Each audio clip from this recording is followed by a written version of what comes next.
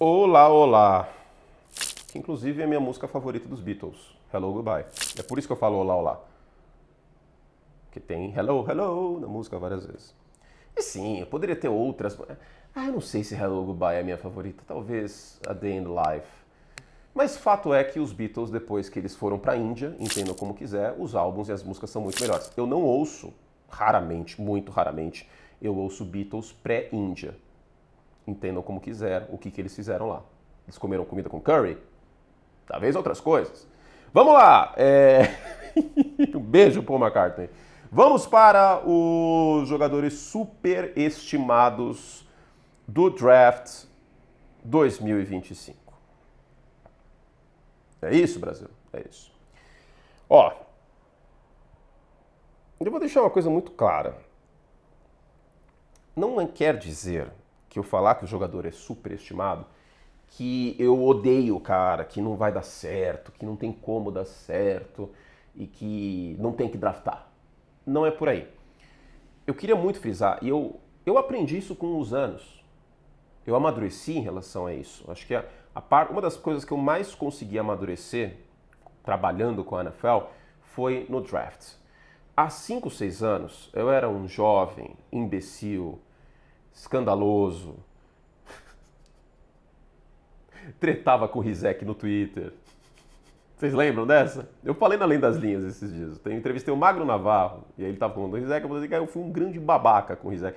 18, 19, não sei. Eu era um jovem imaturo, né? Graças a Deus isso está para trás. E foi um escândalo isso, né? Que briga desnecessária.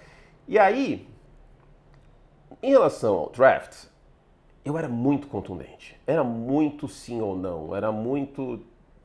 Eu era o que o Obi-Wan não queria que o Anakin fosse.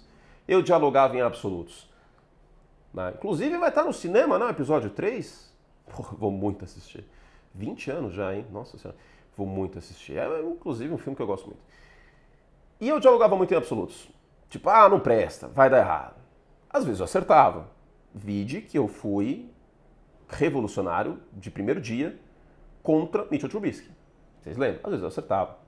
Mas não precisa ser assim. Não precisa. Dá para ter um pouco mais de empatia e um pouco mais de paciência. Então, também não quer dizer que eu vou muretar, e esse vídeo é justamente não muretar, mas dá para ter paciência. Então, deixando claro esse disclaimer. E aí, vamos ao vídeo. Vinheta na tela, André. Bom, jogadores superestimados. O que significa superestimados aqui? São jogadores que eu vejo as pessoas gostando mais do que eu gosto. Significa que a minha opinião está certa e que a das outras pessoas está errada? Talvez. Não sei. A gente vai descobrir com o tempo. Pode ser que não. Pode ser que as pessoas estejam certas e eu esteja errado. Claro. Mas tem algumas coisas que me incomodam em alguns desses prospectos em relação ao valor que eles estão apresentando, eles aparecendo muitas vezes mais alto do que eu acho que eles deveriam estar em mock drafts e tudo mais. Então vamos lá, sem mais delongas, Shedeur Sanders. Gente, parece maldade falar isso, mas fato é que se ele chamasse Shedeur Stewart, ele não seria uma escolha top 5 em potencial. Desculpa, não seria, mesmo sendo o segundo quarterback da classe. É mais do que óbvio que ele ser filho do Deion Sanders impulsiona isso. Isso acontece em vários esportes. E às vezes pode ser uma maldição disfarçada, né? Porque aí o sarrafo é tão alto que o cara não consegue chegar lá. Exemplo principal da atualidade talvez seja o Mick Schumacher, né? Que está sem equipe, depois de bater a raça cada final de semana, deu um prejuízo do cacete pro Gene Haas, está sem equipe. Então você ser filho do melhor cornerback da história, minha visão que ele é o melhor, é complicado. Shedeur Sanders é um jogador que não tem nada a ver com o pai, essa é a verdade. Porque o Shedeur Sanders não é um quarterback veloz, não é um jogador de big plays. O que ele lembra o pai é a persona, é a figura de prime time. Ele vai lembrar o pai sendo escolhido no topo do draft como o pai foi em 89? Não sei. Eu acho que não, tá? Pelo que está aparecendo. Mas com essa história da lesão do Derek Carr, talvez da 9 ele não passe. Pois bem, por que ele é superestimado? Porque a classe é mais fraca em quarterback. Se o Shedeur Sanders fosse para o draft do ano passado, gente, para ser muito sincero, eu acho que ele não seria nem um quarterback top 5 para mim. Só que neste ano ele é o segundo. Não tem como. Então, é um jogador preciso? É. Limitou turnovers ano passado? Sim. Foi aguerrido porque ele foi uma grande pinhata de tanto que ele apanhou por causa da linha ofensiva de Colorado? Sim. Ele segurou a bola mais que deveria em algumas jogadas? Também. Mas ele é superestimado. Ele não vale uma top 5. É um jogador que eu projeto sendo a futura linha de Geno Smith, que, aliás, ele me lembra muito em alguns momentos do Geno Smith. Então, é isso. Jackson Dart, esse é outro que é superestimado. Eu falei, ué, mas Curtis, você falou tanto do Jackson Dart tantas vezes nos últimos meses. Eu lembro de fazer live durante a temporada da NFL e faz quarterback, então vai estar no final do draft, quem que pode... Eu sempre mencionei o Jackson Dart. Desde aquela época ele era o terceiro quarterback do draft para mim. E, ao mesmo tempo, isso não quer dizer que faça sentido ele ser escolhido no topo. Eu já vi draft simulado colocando o Jackson Dart saindo para New Orleans na 9. Desculpa, mas não tem condição de gastar uma nona escolha geral com o Jackson Dart. Ah, mas pode ser que ele dê certo. Ok, se você quiser pagar R$7.000 no PlayStation 5, lindo, faça isso, seja feliz. Mas vale R$7.000? Aliás, eu tenho uma política que eu não compro videogame no lançamento, porque não faz sentido. Desde que eu sou criança, eu via aquelas lojas japonesas com várias pessoas dando volta, esperando da meia-noite para comprar um negócio. Vai lançar o Switch 2? Não, porque sei lá quanto que vai ser com essas tarifas doidas aí. O povo quer comprar o lançamento. Por quê? Passa 6 meses, é mais barato. Não consegue aguentar 6 meses. É que nem carro que vai desvalorizar. E aí, putz, aí você vai comprar depois, vou comprar um Opala hoje. Não faz sentido. Talvez faça sentido que o Opala é um puta carro. Então, assim, os times vão ter que segurar a emoção. Escolher o Jackson Dart na primeira metade da primeira rodada é uma grande e colossal cagada. Sendo muito sincero, pode ser que ele evolua, que ele dê certo e tal, enfim. E por que ele é superestimado para mim? Primeiro que a produção dele é basicamente play action e RPO. É play action e run pass option. Segundo que o braço dele não é grande coisa. Terceiro que não teve tanta progressão de recebedor no sistema de Ole Miss. Dele sair do primeiro alvo e ir para o segundo. Mentalmente é um jogador muito cru. Então, assim, é um potencial, ele teve experiência, jogou bastante tempo, ele tem o tamanho adequado para um quarterback, mas pode ser que não dê em nada, sinceramente, porque o currículo dele não é grande coisa, em termos de processamento mental, em termos de um playbook amplo e tudo mais. Mas se ele ficar no banco no primeiro ano, aprendendo e tudo mais, aí pode ser que dê certo. Mas eu acho superestimado. Não acho, é sim o terceiro quarterback. Vai acabar sendo na primeira rodada por questões circunstanciais, mas é superestimado. Terceiro nome, TreVeyon Henderson, running back de Ohio State. E aí, novamente, não me entendam mal, mas eu vou até falar quem foi, todo respeito, grande running back nessa hora. O Maurice Jones-Drew colocou o TreVeyon Henderson saindo para os Bears na 10. Irmão, se isso acontecer, velho, eu não sei o que eu faço. Tô super ok com o Ashton Jeanty saindo para Las Vegas, com o Marlon Hampton saindo na primeira rodada, mas, assim, tudo tem limite. O partido níquel se adequou à nova realidade, né, dessa revolução dos running backs, porque a gente não é teimoso, a gente não é trouxa também, né? Não vai ficar dando murro em ponta de faca com teoria ultrapassada. A gente tem que adequar que o running back também não tem que jogar fora. Eu, pelo menos, vejo dessa forma. Agora, o TreVeyon Henderson na 10, aí eu acho que já é um pouquinho demais, sinceramente, porque vai ter coisa mais valiosa na 10 para escolher. Quem é o TreVeyon Henderson? É um jogador que tem 23 anos, running back, não, vou refrasear, um running back com 23 anos, com um certo histórico de lesão, que a força física não é a coisa mais maravilhosa do mundo, só que é um jogador veloz, jogador dinâmico, que chama atenção. Se você pudesse combinar o TreVeyon Henderson com o Marlon Hampton, seria show de bola, mas você não pode. Então, eu não vejo o Henderson sendo um carregador de piano na NFL. Um jogador que vai produzir, que vai chamar atenção, mas ele não é um running back completo. Ele não vale uma primeira rodada, sinceramente. Quem escolher ele na segunda rodada, show de bola, mas primeira rodada, não. Agora, um caso muito interessante, que é a questão do tamanho, questão do atleticismo, e que a parte técnica às vezes é um pouco deixada de lado, assim, eu posso dar um jeito nisso aí, né? Que é a minha teoria, como eu usei no outro vídeo, no Jalen Mirror, do PlayStation 1, esse videogame que tem um leitor de disco que simplesmente não funciona, falando de videogame de novo. Se você ainda não assistiu outro vídeo, veja por que eu falei isso. Quem quiser comprar, inclusive, coloca aí nos comentários, eu faço bem baratinho, porque eu não aguento mais, juro. Eu vou dar outro jeito de jogar PlayStation 1, mas não aguento mais. Compra péssima que eu fui fazer. Mas curte o seu PlayStation da sua infância, não tenho a menor ideia o que aconteceu com ele. Já me mudei tantas vezes. E aí, qual que é o caso? É o Azareth Thomas, de Florida State. Ele tem 1,87 m de altura, um jogador que em bolas contestadas ele se apresenta bem, tamanho chama atenção, mas a parte técnica deixa muito a desejar, a falta de experiência deixa muito a desejar. Só que ele jogou numa universidade Power 5, ele é grande. E aí talvez lapidar seria legal, né? Mas no final da primeira rodada, aí não, né? Aí eu acho que não é uma boa ideia. Vendo um pouco o tape dele, me parece... Eu vi 2 jogos só, vou ser sincero. Não tive tempo de ver mais do que isso, mas até o draft eu vou conseguir ver mais, porque eu acho que ele vai sair no final da primeira rodada. Mas me parece que é um jogador que ele tá sempre um segundo atrasado do que o ataque vai fazer. Os instintos dele ainda não estão clicando, sabe? Então é um projeto, como diria o Pofechou. Mas por conta da parte atlética, ele vai acabar saindo na primeira rodada. Outro jogador que eu pessoalmente tenho o pé atrás é o Jalen Walker.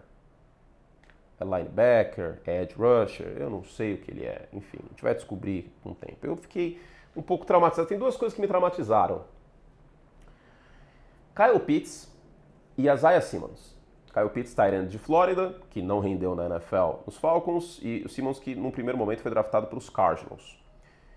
E aí, especificamente falando sobre linebacker, o Walker, ele é explosivo, ele é muito atlético, você vê ele jogando como inside linebacker, ele na ponta da linha como edge rusher apressando o quarterback.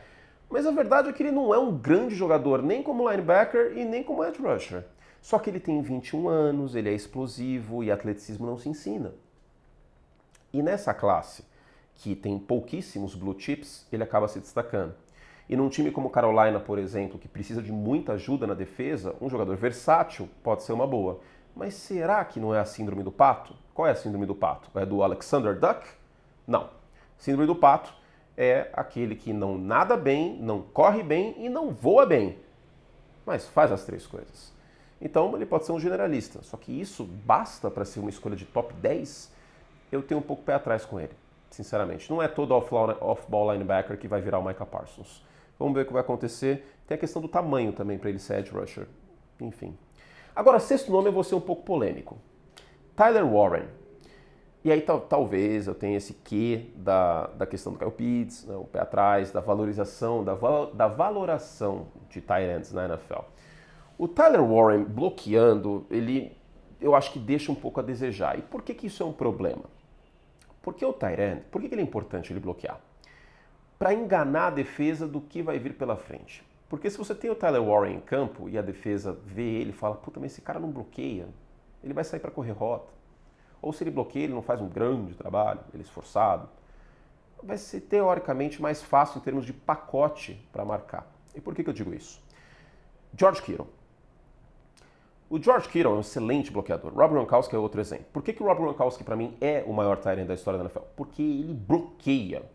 E porque a defesa não sabia o que fazer. E curte, por que é tão importante isso? Simples, pacote defensivo.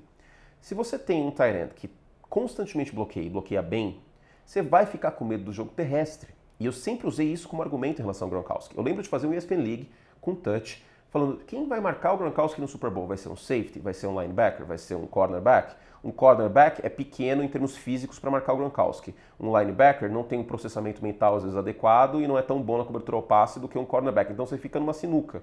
E aí você fica na dúvida se você vai colocar a defesa base com front 7, com 3-4 ou 4-3, ou você vai colocar níquel.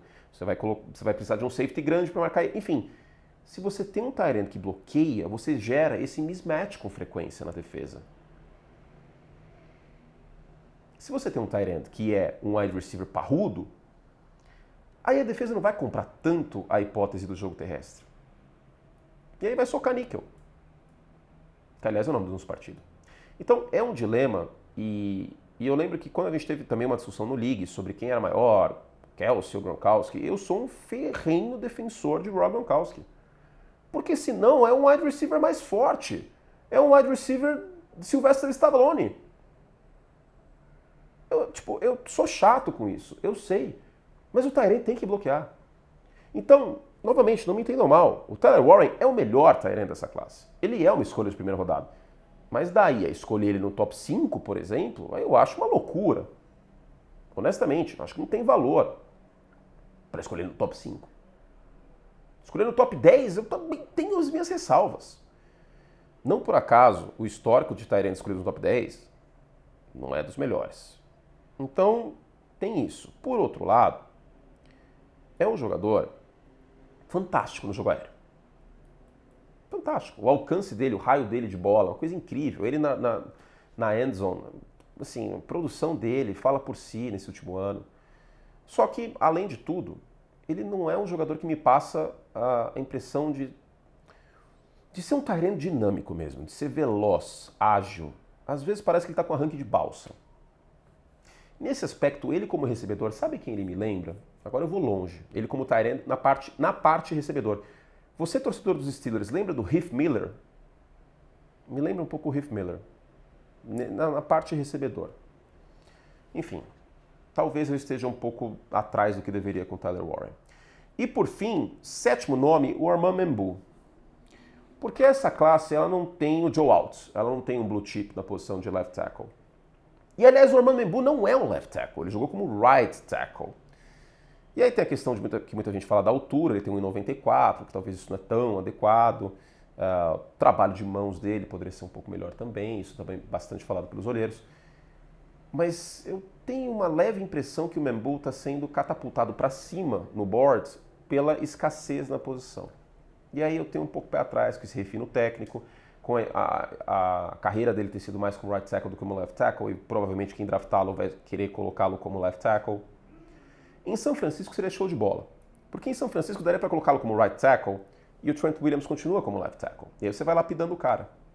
Mas em outros cenários, não sei, tem um pouco pé atrás com o Membou. Tem um último nome que eu até pensei em colocar aqui, que outros membros do Partido Níquel gostam dele e eu tenho um pouquinho pé atrás, que é o Mike Green, de Marshall, edge rusher, por conta do tamanho dele. Um jogador extremamente elétrico, produtivo, 16 sacks, se eu não me engano, mas o tamanho dele, eu fico com um pé atrás, nessa transição dele do college para a NFL. Mas não tanto pé atrás assim, para colocá-lo no vídeo. Vamos ver o que vai acontecer. Talvez muitos desses jogadores eles performem melhor do que eu espero. Especialmente o Tyler Warren, inclusive, tá? Que vale uma primeira rodada. Mas é uma questão dogmática, filosófica, do jeito que eu vejo o jogo, e é subjetivo. E é para isso que a gente está aqui, para a gente conversar sobre esse processo tão maravilhosamente incerto que é o draft da NFL. Que a gente quebra a cara e passa vergonha. Mas é divertido, certo? Gente, um beijo carinhoso. Você que é membro e teve acesso antecipado, muito obrigado.